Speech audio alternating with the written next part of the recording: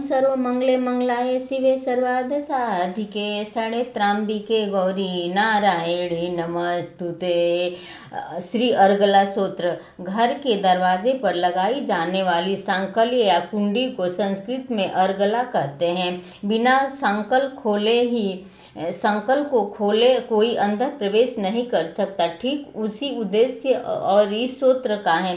इस अर्गला स्तोत्र का नियमित पाठ करने से मनुष्य को कोई भी बाहरी बाधा, भूत प्रेत, शाकिनी, डांसिनी, शत्रु द्वारा किए गए तांत्रिक प्रयोग घर के अंदर प्रवेश नहीं कर सकते, बाहर ही रह जाते हैं। ओम चांडिकाय बोले और फिर स्तोत्र का पाठ आरंभ करें। मार्कंडेय जी कहते हैं, जयंती मंगला काली भद्र काली कपालिनी दुर्गा क्षमा शिखा धात्री स्वाहा स्वधा, इन 11 नामों से प्रसिद्ध जगदम्बे तुम्हें मैं नमस्कार करती हूँ। संपूर्ण प्राणियों की पीड़ा हरने वाली देवी चामुंडाई तुम्हारी जय हो। हे सर्वव्यापक कालरात्रि देवी तुम्हें नमस्कार हो। मधुकटैम्ब का वध करने वाली तथा ब्रह्मा जी को वरदान देने वाली देवी तुम्हें नमस्कार है। तुम मुझे सुंदर रूप दो, जय दो, यश दो, काम क्रोध आदि शत्रुओं का नाश करो। महिषासुर का वध करने वाली तथा भक्तों को सुख देने वाली देवी तुम्हें नमस्कार है। मुझे रूप दो, जय दो, यश दो, शत्रुओं का नाश करो।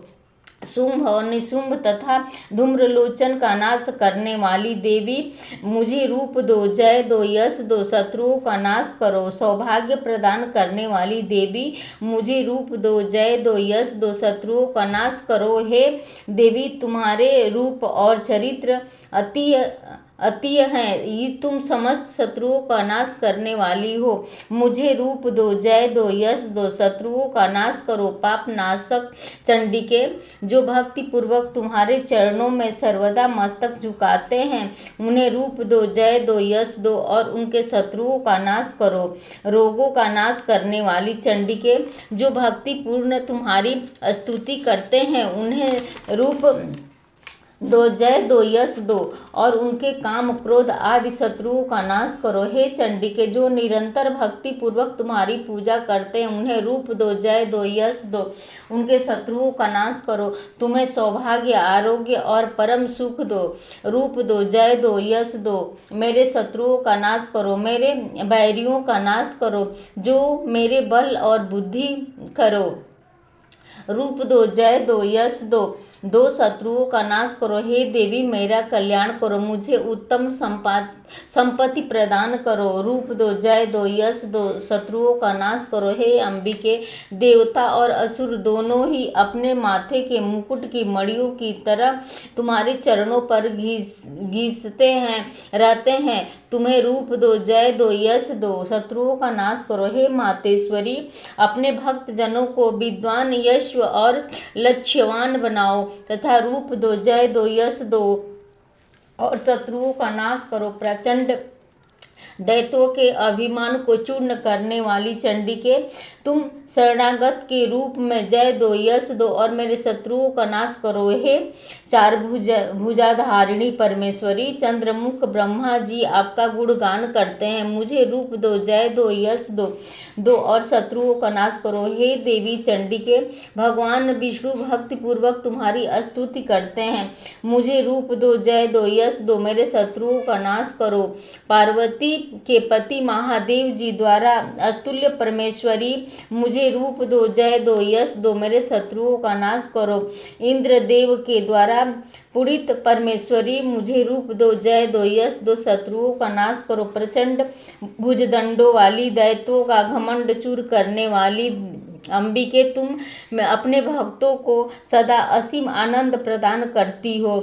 मुझे रूप दो, जय दो, यश दो, शत्रुओं का नाश करने वाली मुझे मेरे मन की इच्छा के अनुसार चलने वाली मनोहर पत्नी प्रदान करो, जो दुर्गम संसार सागर में तारने वाली तथा उत्तम कुल में उत्पन्न हुई। जो इस मनुष्य इस स्रोत का पाठ करके सतसती स्वरूप महास्रोत का पाठ करता है, उसे प्रचुर धन संपत्ति आदि के रूप में सतसती के पाठ का श्रेष्ठ फल प्राप्त होता है। प्रथम अध्याय मेघा ऋषि का राजा सुरथ और समधि की को भगवती की महिमा बताते हुए मधुकटम का वध का प्रारंभ प्रसंग सुनाती हूँ। भगवान विष्णु के सो जाने पर मधु और कटम्ब को मारने के लिए कमल जन्मा ब्रह्मा जी ने जिनका स्तवन किया, उस महाकाली देवी का मैं स्मरण करती हूँ। वे अपने 10 हाथों में खड्ग, चक्र, गदा, बाण, धनुष, परिधि, शूल, भूषण, शिंड, मस्तक और शंख धारण करके उनके 3 नेत्र वे समस्त अंगों में दिव्य आभूषण से विभूषित हैं। इस प्रकार महाकाली देवी का ध्यान करके इस प्रथम अध्याय का पाठ आरंभ करें। मार्कंडेय जी कहने लगे, सूर्य के पुत्र स्वर्णीय जिन्हें 8वां मनु कहा जाता है, उनकी उत्पत्ति की कथा विस्तार से कहता हूँ, ध्यान से सुनिए। सूर्य की छाया में उत्पन्न स्वर्णीय भगवती माया की कृपा से जिस प्रकार मनोवर के स्वामी बने, वही कथा सुनाता हूँ। प्राचीन काल में स्वरोचित मनोवर की चैत्यवंशी सुरथ नाम के चक्रवर्ती राजा थे। समस्त पृथ्वी पर उनका राज्य था। वे प्रजा का अपने पुत्रों की भांति पालन करते थे। तो भी उस समय कोलाविधसी नाम के एक क्षत्रिय उसके शत्रु हो गए। राजा सुरथ को दंडनीति बड़ी कठोर थी। उसका शत्रु के साथ घोर युद्ध हुआ। यद्यपि कोलाविधेश्वरी संख्या में कम थे, तो भी राजा सुरथ युद्ध में उनसे हार गए। हार कर वे अपने नगर को लौट आए और केवल अपने देश के राजा होकर रहने लगे। उतने पर भी बैरियों ने पीछा नहीं छोड़ा और राजा सुरथ पर चढ़ाई कर दी। उधर राजा के दुष्ट मंत्रियों ने राजकीय सेना और खजाने को हाथिया लिया। तब सब तरफ से हारे हुए राजा सुरथ शिकार खेलने के बहाने घोड़े पर सवार हो वहां से अकेले ही एक घने जंगल में चले गए। वहां उन्होंने मेघा मुनि का सुंदर आश्रम देखा, जहां कितने ही हिंसक जीव हिंसावृत्ति छोड़कर शांत भाव से रहने लगे। मुनि के बहुत से शिष्य उस वन की शोभा बढ़ा रहे थे। वहां पर जाने पर मुनि ने उनका सत्कार किया और वे मुनि श्रेष्ठ के आश्रम पर इधर उधर विचरते हुए कुछ समय तक रहे। परंतु कुछ दिनों के बाद फिर वह राज्य तथा प्रजा की चिंता सताने लगी। वे सोचने लगे, पूर्व काल में मेरे पूर्वज ने जिस राज्य को भली भांति चलाया और प्रजा का पालन किया था, वही मेरे हाथ से निकल गया। पता नहीं मेरे दुराचारी मंत्रीगण धर्म नीति से राज्य चला रहे होंगे या नहीं। सदा मद की वर्षा करने वाला मेरा प्रधान हाथी अब शत्रुओं के अधीन होकर न जाने कहाँ क्या क्या कष्ट भोगता होगा। जो लोग मेरी कृपा, धन और भोजन पाने में सदा मेरी आज्ञा का पालन करते हैं, वे अब राजाओं की ढोस सहते होंगे। उस दुष्ट लोगों के द्वारा व्यर्थ खर्च होते रहने के कारण अत्यंत कष्ट से जमा किया हुआ खजाना खाली हो गया। ऐसे ही उनके बातों तथा राजा सुरथ निरंतर सोचते रहते थे। एक दिन उन्होंने आश्रम के निकट एक वैश्य को आते देखा और उसने पूछा, भाई तुम कौन हो? यहाँ किस कारण से आए हो? तुम क्यों शोकग्रस्त और अनमने से दिखाई दे रहे हो? राजा सुरथ की ऐसी प्रेम भरी बाणी सुनकर वैश्य उन्हें प्रणाम करके कहने लगा।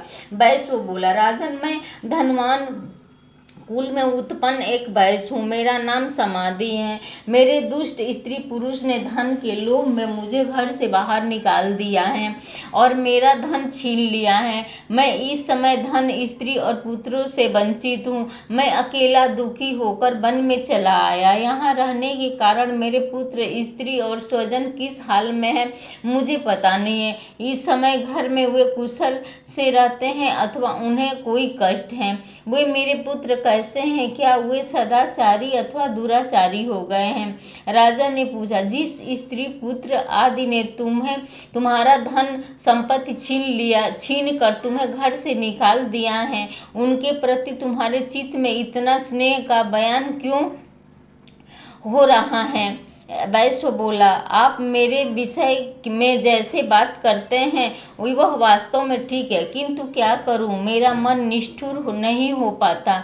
जिस पुत्र ने धन के लोभ में पड़कर मुझे घर से निकाल दिया है, उन्हीं के प्रति मेरे हृदय में इतनी ममता, महामते गुणहीन बंधुओं के प्रति मुझसे इतनी आकस्मिक क्यों है? इस बात को मैं जान कर भी नहीं जान पाता। उसके लिए मैं लंबी सांसें ले रहा हूँ और मेरा हृदय दुखी हो रहा है। उन लोगों के निर्मोह होने पर भी उनके प्रति मेरा मन निष्ठुर नहीं हो पाता। उनके लिए क्या करूँ? मार्कंडेय जी बोले, हे मुनि श्रेष्ठ। तदंतर राजा सूरत और वह समाधि नामक वैश्य दोनों साथ साथ मेघा मुनि की सेवा में उपस्थित हुए और प्रणाम करके बैठ गए। तब वैश्य और राजा ने इस प्रकार वार्तालाप आरंभ किया। राजा कहने लगे, हे भगवान, मैं आपसे एक बात पूछना चाहता हूँ, कृपा करके मुझे बताएं। मेरा मन मेरे बस में न होने के कारण मैं बहुत खिन्न हूँ। जो राज्य मेरे हाथ से चला गया है उनसे मेरी ममता बनी हुई है। हे मुनि श्रेष्ठ, यह जानते हुए भी कि वह अब मेरा नहीं है, अज्ञानी की भांति मेरा उससे मोह बढ़ता जा रहा है। यह क्या है? उधर इस वैश्य को भी उनके पुत्र, स्त्री और बंधु बांधवों से अपमानित करके घर से निकाल दिया है, तो भी रह उसमें अत्यंत आकर्षित रहता हूँ। इस प्रकार तथा मैं दोनों ही बहुत दुखी हैं। दोनों दोषों को जानते हुए भी हमारी उस लोगों में आकस्मिक बनी हुई है। महाभाग, हम दोनों समझदार हैं, तो भी उनके प्रति जो इतना मोह है वह किस कारण है? अज्ञानियों की भांति मुझसे और उनसे यह मूढ़ता क्यों उत्पन्न हुई है? मेघा ऋषि बोले, महाभाग्य, विषय मार्ग को सभी प्राणी जानते हैं। उनके लिए विषय की अलग अलग हैं। कुछ प्राणी दिन में नहीं देखते और कुछ रात में ही नहीं देखते, तथा कुछ जीव ऐसे हैं जो दिन और रात दोनों में बराबर ही देखते हैं। यह ठीक है कि मनुष्य की तरह ज्ञान होता है, यह स्थूल ज्ञान होता है, तथा मनुष्य की तरह पशु पक्षी आदि में आहार, निद्रा और मैथुन आदि की इच्छा उत्पन्न होती है।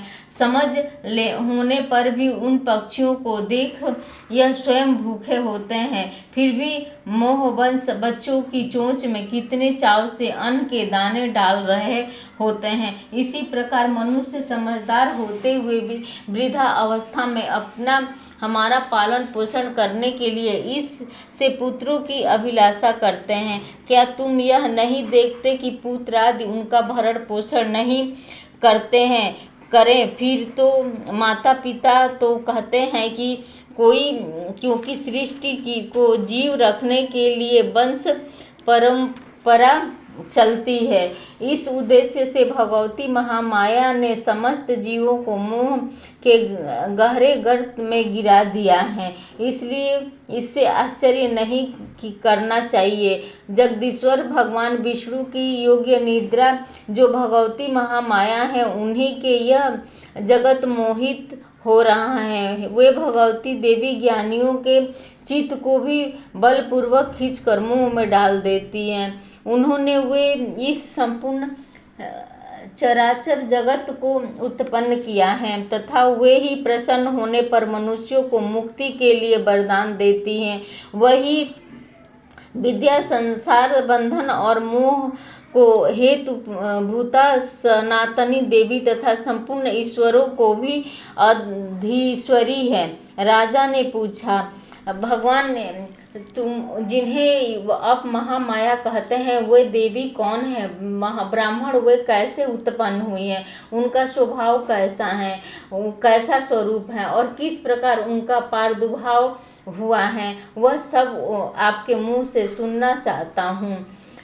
ऋषि बोले, राजन, वास्तव में तो वे देवी नित्य स्वरूपा हैं। वे संपूर्ण जगत में विख्यात हैं तथा आपकी अर्धिभाव अनेक प्रकार से होता है। वह मुझसे सुनो। वह देवी देवताओं का कार्य सिद्ध करने के लिए प्रकट हुई है और संसार में उत्पन्न हुई कहलाती हैं। कल्प के अंत में जब संपूर्ण जगत जलमय हो गया है और विष्णु भगवान शेष नाग की शैया पर बिठाकर योग निद्रा का आश्रय लेकर शयन करने लगे, उस समय उनके कानों के मैल से मधु और कटैम्ब नाम के दो भयंकर असुर उत्पन्न हुए। वो दोनों ब्रह्मा जी को मारने को तैयार हो गए। भगवान विष्णु के नाभि कमल में विराजमान ब्रह्मा जी ने जब उन दोनों भयानक असुरों को अपने पास आया और भगवान विष्णु को सोया हुआ देखा, तब एकाग्रचित्त होकर उन्होंने भगवान विष्णु को जगाने के लिए उनके नेत्रों में निवास करने वाली योग निद्रा की स्तुति आरंभ की, जो इस विश्व की अंधेश्वरी जगत को धारण करने वाली है, संसार का पालन और संहार करने वाली भगवान विष्णु की अनुपम शक्ति है। उन्हीं भगवती निद्रा देवी की ब्रह्मा जी स्तुति करने लगे। ब्रह्मा जी बोले, हे देवी, तुम्हें स्वधा देवताओं को पालन करने वाली, तुम्हें स्वधा पितृगण का पोषण करने वाली, तुम्हें वटकार यज्ञ में देवताओं को बुलाने के लिए मंत्र रूप हो, स्वर भी हो, तुम्हें ही स्वरूप हो, तुम्हें जीवन दायिनी हो, सुधा हो, नित्य अक्षर प्रणय में आकर उकार मकार तथा शत्रु मान्यताओं के रूप में तुम्ही स्थित हो तथा बिंदु रूप में नित्य अर्धमात्रा भी तुम्ही हो। हे देवी, तुम्हें संध्या, सावित्री तथा शक्ति की जननी हो, मातेश्वरी, विश्व की पालन करता, उत्पन्न करता और संहार करता तुम ही हो। जग जननी देवी, इस जगत की उत्पत्ति के लिए स्वयं तुम सृष्टि स्वरूपा हो, पालन काल में स्थित रूपा हो तथा कल्पात में स्वयं महास्वरूप धारण करने वाली हो। तुम्ही महाविद्या, महामाया, महामेघा, महास्तुति, महास्वरूपा, महादेवी और महासुरहासरी हो। स्वयं काल रात्रि, महारात्रि और मोहरात्रि भी तुम्ही हो।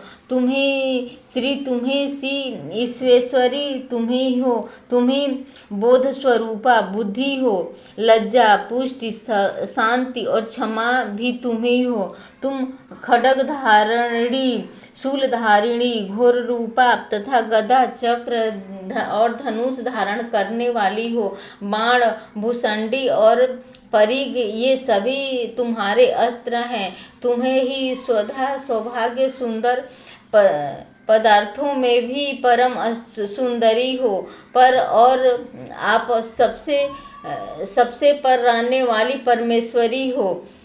सर्व स्वरूपे देवी, किन्हीं भी सत्य असत्य रूप को जो कुछ वस्तुएं हैं और सबकी शक्ति जो शक्ति है वह तुम ही हो। ऐसी अवस्था में तुम्हारी स्तुति क्या करते हैं जो इस जगत की सृष्टि, पालन और संहार करते हैं। उस भगवान को जब मैं तुमसे निद्रा के अधीन कर दिया है, तब तुम्हारी स्तुति करने में यहाँ कौन असमर्थ हो सकता है। तुमको भगवान शंकर को तथा भगवान विष्णु को भी तुमने ही शरीर धारण कराया है, अतः तुम्हारी स्तुति करने की शक्ति किसमें है। देवी, तुम तो अपने उस उदार प्रभाव में स्वयं ही प्रकाशितनी हो। इस दोनों दीर्घ आयु असुर मधु और कटैम्ब महान असुरों को मार डालने की बुद्धि भगवान विष्णु में उत्पन्न कर दो। ऋषि बोले, राजन, जब ब्रह्मा जी ने कहा मधु और कटम्ब को मारने के उद्देश्य से भगवान विष्णु को जगाने के लिए तमोगुण तथा अधिष्ठात्री देवी योग्य निद्रा की इस प्रकार की स्तुति की, तब भगवान ने नेत्र, मुख, नासिका, बाहु, हृदय और वक्ष स्थल से निकलकर अधिरक्त योग्य निद्रा ब्रह्मा जी के सामने खड़ी हो गई और योग्य निद्रा से मुक्ति होने पर भगवान जनार्दन जाग उठे। फिर उन्होंने दुरात्मा मधु और कटम्ब असुरों को देखा तो जो क्रोध से आंखें लाल किए ब्रह्मा जी को खा जाने का प्रयत्न कर रहे थे, तब भगवान श्री हरि ने शेष शैया से उठकर उन दोनों के साथ 5000 वर्ष तक बाहु युद्ध किया। वे दोनों भी अत्यंत बल के कारण उत्पन्न हो गए। इधर महामाया ने भी उन्हें मोहित कर रखा था, इसलिए वे भगवान विष्णु से कहने लगे, हम तुम्हारी वीरता से बहुत प्रसन्न हैं, तुम हम लोगों से जो चाहो वह मांग लो। विष्णु भगवान ने कहा, यदि दोनों मुझ पर प्रसन्न हो और वर देना चाहते हो तो दोनों मेरे हाथ से मौत स्वीकार कर लो। बस इतना सा ही मैंने वर मांगा है, मुझे यह और कोई वस्तु नहीं मांगनी है।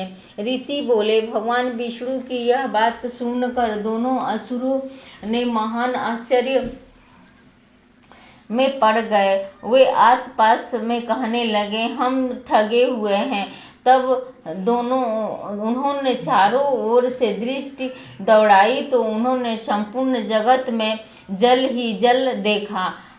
कहीं प्रकृति भूमि दिखाई नहीं दे रही थी। तो उन्होंने बचाव में एक युक्ति सूझी। वे कहने लगे, हे विष्णु, हम जब इस शर्त के साथ वर देते हो तो तुम हमारा वध ऐसे स्थान पर करो जहाँ पृथ्वी जल में डूबी हुई न हो, जहाँ सूखा स्थान हो। ऋषि कहने लगे, तब तथास्तु कहकर शंख, चक्र और गदा धारण करने वाले भगवान विष्णु ने अपनी जांघें फैला कर उनकी इतनी विशाल कर दी कि जल पर ही भूमि दिखाई देने लगी। तब उन्होंने मधु कटम्ब को बुलाकर कहा, तुम्हारी इच्छा अनुसार यह शुक्ल स्थान है, अब वध के लिए अपने सिर दे दो। तब वे असुर भगवान की जांघों पर आकर लेट गए और भगवान ने सुदर्शन चक्र से उनकी गर्दन काट दी। इस प्रकार ये देवी महामाया ब्रह्मा जी की स्तुति करने पर स्वयं प्रकट हुई थी। और अब उनके प्रभाव से वर्णन करता हूँ, ध्यान से सुनो। इस प्रकार मधु कटम्ब वध का नामक पहला अध्याय पूर्ण हुआ। ओम सर्वमंगले मंगलाय शिवे सर्वार्थ साधिके शरण्ये गौरी नारायणी नमस्तुते। दूसरा अध्याय, देवी देवताओं के तेज से देवी का प्रादुर्भाव और महिषासुर की सेना का वध। ध्यान से सुनो।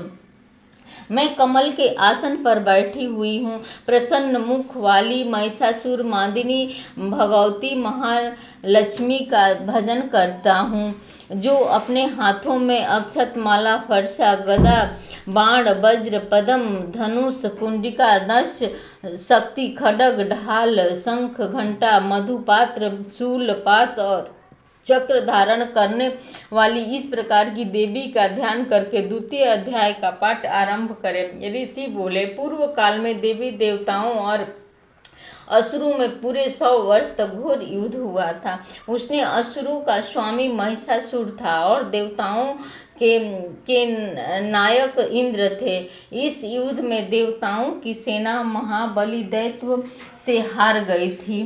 संपूर्ण देवताओं को जीत कर महिषासुर इंद्र बन बैठा था। तब पराजित देवता ब्रह्मा जी को अपने आगे करके उस स्थान पर गए जहाँ भगवान शंकर और विष्णु विराजमान थे।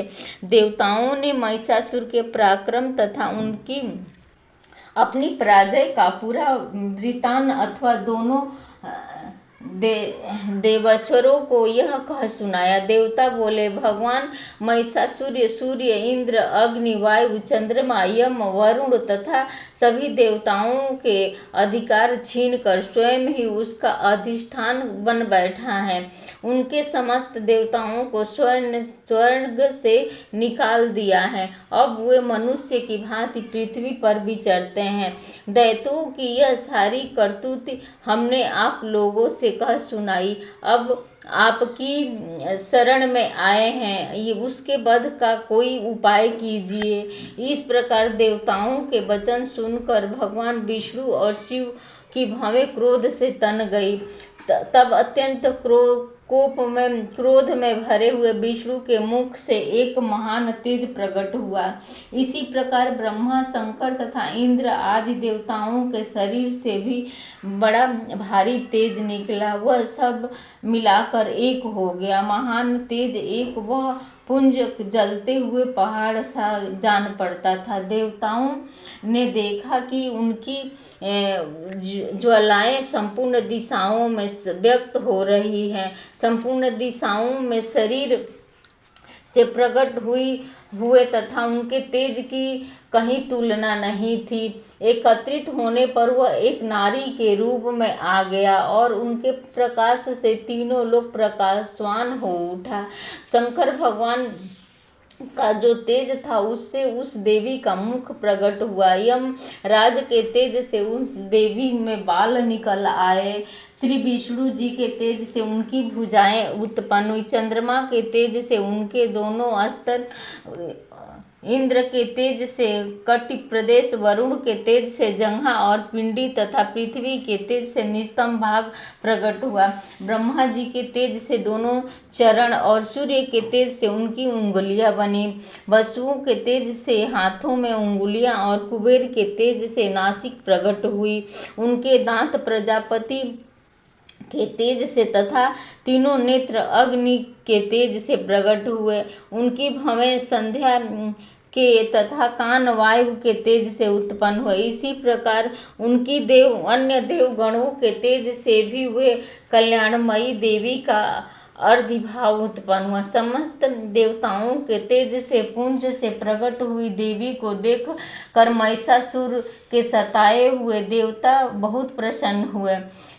पिनाकधारी भगवान शंकर ने अपने शूल से एक शूल निकालकर उन्हें दे दिया। भगवान विष्णु ने भी अपने चक्र से उत्पन्न करके भगवती को दे दिया। वरुण ने शंख, अग्नि तथा शक्ति, वायु ने धनुष तथा बाण भरे हुए 2 तरकस दिए। सहस्त्र नेत्रों वाले देवराज इंद्र ने अपने वज्र से उत्पन्न करके एक वज्र और ऐरावत हाथी से उठाकर एक घंटा भी दिया। यमराज ने काल दंड से दंड, वरुण ने पास, प्रजापति ने अष्टपी काक्ष की माला तथा ब्रह्मा जी ने कमंडलू भेंट किया। सूर्य ने देवी के समस्त रोमकृपों में अपनी किरणों का तेज भर दिया। काल ने उन्हें चमकती हुई ढाल और तलवार दी। क्षीर सागर में उज्ज्वल हार तथा कभी पुराने न होने वाले 2 दिव्य वस्त्र भेंट किए। साथ ही उन्होंने दिव्य चूड़ामणि, 2 कुंडल, कड़े, उज्ज्वल अर्ध, सब बाहुओं में के लिए बाजूबंद, दोनों चरणों के लिए नूपुर, गले के लिए सुंदर हंसली तथा अंगुलियों में पहनने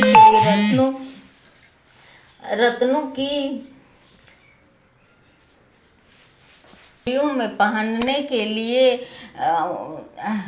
रत्नों से बनी अंगूठियां दी। विश्वकर्मा ने उन्हें फरसा तथा अनेक प्रकार के अस्त्र और अभय कवच दिए। उनके सिवा गले में पहनने के लिए कभी न कुम्हलाने वाले कमलों की मालाएं दी। समुद्र ने सुंदर कमल का फूल, हिमालय ने सवारी के लिए सिंह तथा भांति में रत्न समर्पित कर दिए। कुबेर ने मधु से भरा पान पात्र दिया तथा नागों के राजा शेष ने जो इस पृथ्वी पर पृथ्वी को धारण करते हैं नागहार भेंट दिया। उसके बहुमूल्य रत्न जड़े हुए थे। इसी प्रकार अन्य देवताओं ने भी आभूषण और शस्त्र अस्त्र देकर देवी का सम्मान किया। तब देवी भगवती ने बारंबार अट्टहास पूर्वक उच्च स्वर में गर्जना की। उनके भयंकर सिंहनाद से आकाश में भी गुंजामय यान हो उठा। उनकी प्रतिध्वनि से संपूर्ण विश्व में हलचल मच गई और समुद्र कांप उठे। पृथ्वी डोलने लगी तथा समस्त पर्वत हिलने लगे। उस समय देवताओं ने अत्यंत प्रसन्नता के साथ सिंह वाहिनी भगवती का जय जयकार किया और महर्षियों ने भक्ति भाव से देवी की स्तुति की। देवताओं के शत्रु असुर संपूर्ण त्रिलोक को भोगछाग्रत देखकर अपनी सारी सेना को कवच आदि से सुसज्जित कर अस्त्र शस्त्र लेकर उठाकर खड़े हो गए। महिषासुर क्रोध में भरकर बोला, अरे यह क्या हो रहा है? फिर वह संपूर्ण असुरों के साथ उस सिंहनाद की ओर दौड़ा। वहां पहुंचकर उन्होंने देवी को देखा जो अपनी प्रभा और तीनों लोकों को प्रकाशित कर रही थी। उनके चरण के भार से पृथ्वी दबी जा रही थी। माथे के मुकुट से आकाश में रेखा खींची जा रही थी तथा वे अपने धनुष की टंकार से सातों पतालों को कामयान कर रही थी। देवी अपनी हजारों भुजाओं से संपूर्ण दिशाओं को ढकी हुई थी। तब उन देवी के साथ दैत्यों का युद्ध छिड़ गया। नाना प्रकार के अस्त्र शस्त्र के प्रभाव से संपूर्ण दिशाएं गूंजने लगी। चिछुर नामक असुर महिषासुर का सेना नायक था। वह देवी के साथ युद्ध करने लगा। देवी की चतुरग्नि सेना साथ लेकर चामर भी लड़ने लगा। 60,000 रथियों के साथ आकर उग्रदेव नामक महादैत्य भी युद्ध में कूद पड़ा। 1 करोड़ सरस्वतियों के साथ लेकर महायुद्ध नामक दैत्य भी युद्ध करने के लिए करने लगा। उनके रोएं तलवार के समान तीखे थे और सोम नामक महादैत्य नाम के दैत्य भी उस समरभूमि में लड़ने लगा। परिवारित नामक राक्षस हाथी सवार तथा घुड़सवारों के लिए अनेक दलों तथा 1 करोड़ रथियों की सेना लेकर युद्ध करने लगा। बिडाल नामक दैत्य 5 अरब रथियों को साथ लेकर मारकाट मचाने लगा। उसके अतिरिक्त और भी हजारों महादैत्य रथ हाथी और घोड़ों की सेनाएं साथ लेकर देवी के साथ युद्ध करने लगे। स्वयं महिषासुर उस रणभूमि में करोड़ों रथ हाथी और घोड़ों की सेना से घिरा हुआ खड़ा था। वे दैत्य तोमर पाल भक्ति मूसल खड्ग परशु तथा पटिश्वत आदि अस्त्र शस्त्र से सुसज्जित हो देवी के साथ युद्ध कर रहे थे। कुछ दैत्यों ने उन पर शक्ति से प्रहार किया, कुछ ने पास फेंके, कुछ दूसरे दैत्यों ने खड्ग प्रहार करके देवी को मार डालने का प्रयत्न किया। देवी ने क्रोध में भरकर खेल खेल में ही अपने अस्त्र शस्त्रों की वर्षा करके दोनों को समस्त अस्त्र शस्त्र काट डाले। उनके मुख पर परिश्रम का थकावट का रस मात्र भी चिन्ह नहीं था। देवता और ऋषि उनकी स्तुति कर रहे थे और भगवती परमेश्वरी दैत्यों के शरीरों पर अस्त्र शस्त्र की वर्षा कर रही थी। देवी का महान सिंह भी क्रोध में भरकर गर्जनों से बालों को हिलाता हुआ असुरों की सेना में अपने प्रकार घूमने लगा मानो वन में अग्नि की लपटें फैली जा रही हो। रण क्षेत्र में दैत्यों के साथ युद्ध करती हुई अंबिका देवी ने जितने निःश्वास घोड़े हुए सभी तत्कर सैकड़ों हजारों गुणों के रूप में प्रकट हो गए और परशु भिन्न पाल खड्ग तथा पटिशाल आदि अस्त्रों द्वारा असुरों का सफाया करने लगे। अन्य गण नगाड़ा और शंख आदि बजने लगा। उस संग्राम महोत्सव में अनेक गण मृदंग बजा रहे थे। तब देवी ने त्रिशूल से गदा और भक्ति की वर्षा की और खड्ग आदि से सैकड़ों दैत्यों का संहार कर डाला। कितनों को घंटे से भयंकर नाद से मूर्छित करके मार गिराया। बहुतेरे दैत्यों को पास से बांध कर धरती पर घसीटा। कितने ही दैत्य उनकी तीखी तलवार की मार से दो दो टुकड़े हो गए। कितने ही गदा की चोट से घायल हो धरती पर सो गए। कितने ही मुसल की मार से घायल होकर रक्त की उल्टी करने लगे। कुछ दैत्य शूल की मार से छाती फट जाने के कारण पृथ्वी पर ढेर हो गए। बाणों की दृष्टि से कितने ही असुरों की कमर टूट गई। बाज की तरह छटपटाने वाले दैत्यों को सताने वाले दैत्यगण प्राणों से हाथ धोने लगे। कितनों की बाहें छिन्न भिन्न हो गई। कितनों की गर्दनें कट गई। कितने की सिर कट कट कर गिरने लगे। कुछ लोगों के शरीर बीच में ही कट गए।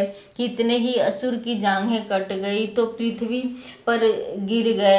कितने को ही देवी ने एक बाह, एक पैर, एक नेत्र करके दो टुकड़े करके चीर डाले। कितने ही दैत्य गर्दन कट जाने पर भी गिर कर वे फिर उठ जाते और सिर कटे राक्षसों के धड़ की हथियार हाथ में लेकर देवी के साथ युद्ध करने लगते थे। उनके असुर बजाओं की लय पर नाचने लगे। कितने ही बिना सिर के धड़ से, खड्ग से, शक्ति से और सृष्टि लिए दौड़ते हुए थे तथा दूसरे महादैत्य देवी से ठहरो ठहरो कहते हुए ललकारने लगे।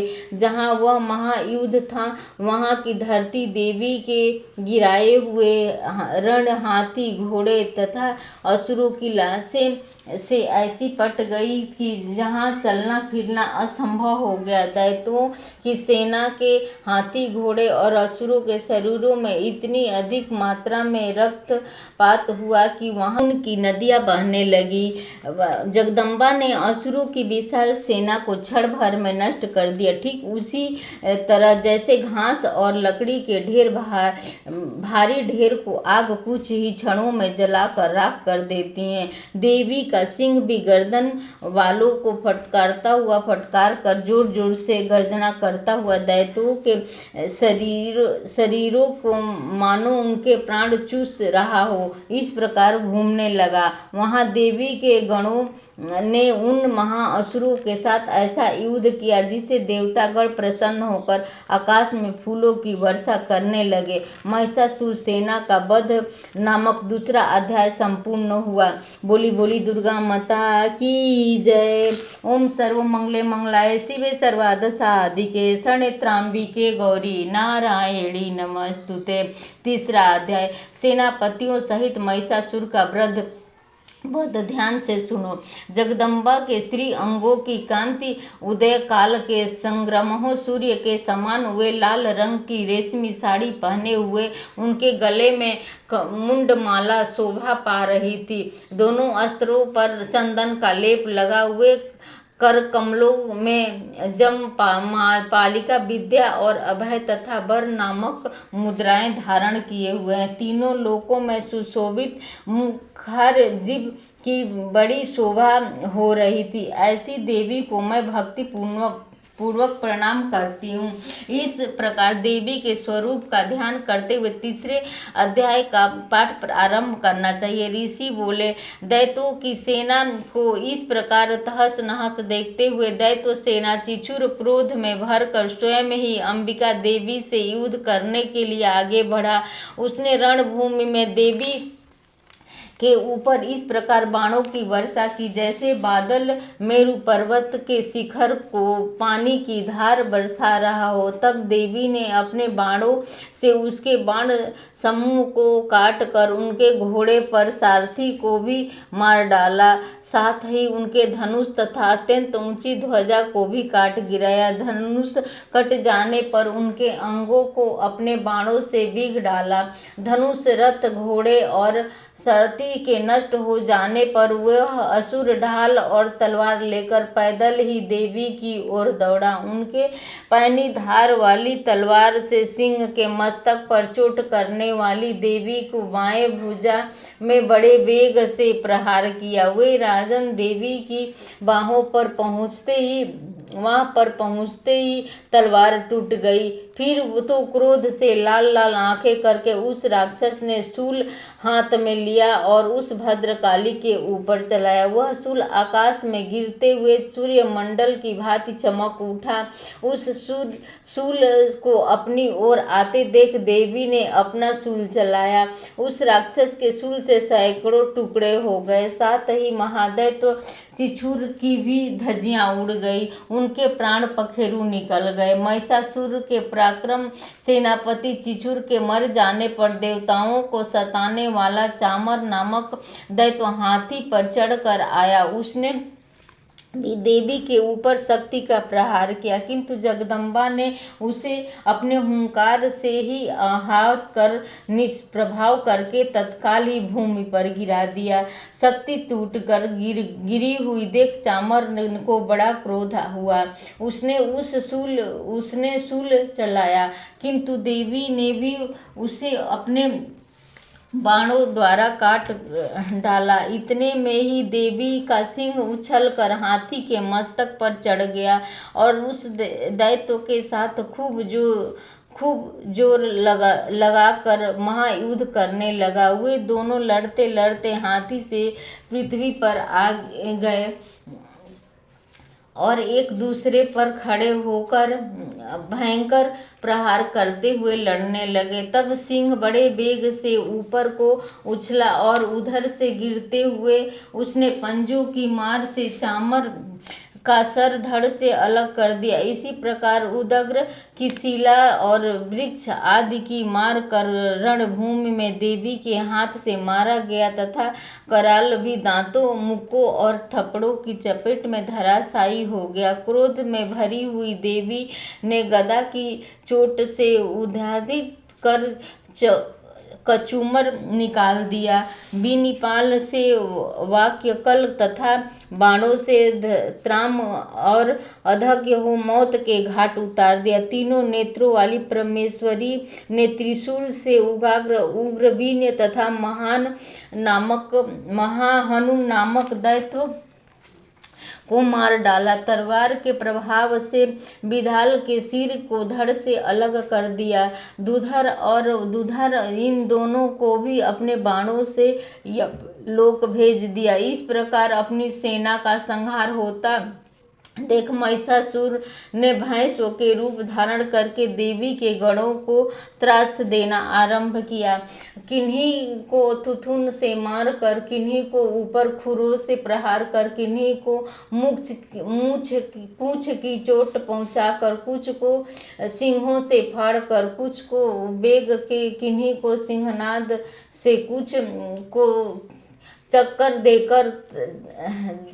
देकर तथा कितने को निश्वास वायु झोंकों से धरती पर गिरा दिया। इस प्रकार गणों की सेना को गिराकर वह असुर देवी को सिंह मारने के लिए झपटा। इतने में जगदम्बा को बड़ा क्रोध आया। उधर महाप्रक्रमी महिषासुर भी क्रोध में भरकर धरती को खुरों से खोदने लगा और सिंहों से ऊंचे ऊंचे पर्वत को उखाड़ कर फेंकने लगा और गरजने लगा। उनके वेग से चक्कर देने के कारण पृथ्वी क्षुब्ध होकर फटने लगी। उनकी पूंछ से फटकर टकराकर समुद्र और सब ओर से धरती को डुबोने लगा। हिलते हुए सिंहों से आघात में बादलों के टुकड़े टुकड़े हो गए। उनके आश्वासन से प्रचंड वायु की वेग से वे खड़े सैकड़ों पर्वत आकाश से गिरने लगे। इस प्रकार क्रोध में भर गई उन्होंने पास फेंककर उस महाअसुर को बांध लिया। उस संग्राम में बंध जाने पर वह भैंस का रूप त्याग कर तत्काल ही सिंह के रूप में प्रकट हो गया। उस अवस्था में जगदम्बा जो ही उसका मस्तक काटने के लिए उद्यत हुई, तो ही वह खड्गधारी पुरुष के